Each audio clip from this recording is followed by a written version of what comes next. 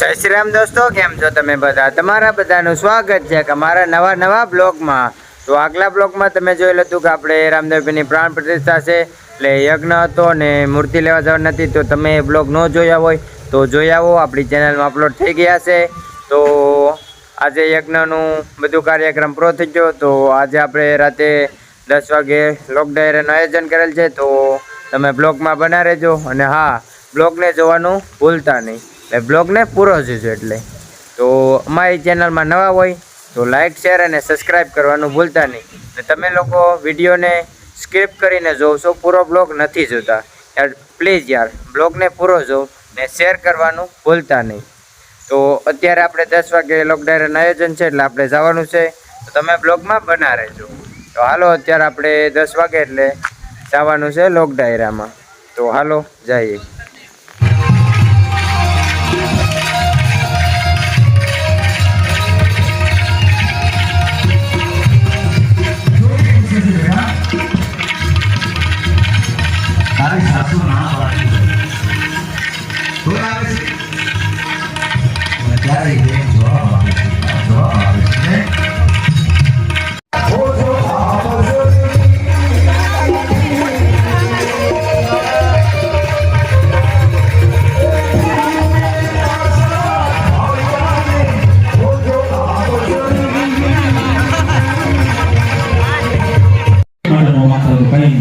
દેશના જવાનો માટે માંગ્યો તો વ્યક્તિ શહીદ થઈ ગયો ને 12 મહિના દાડાના એનો એટલું સરકાર પેન્શન આપે. બોલો.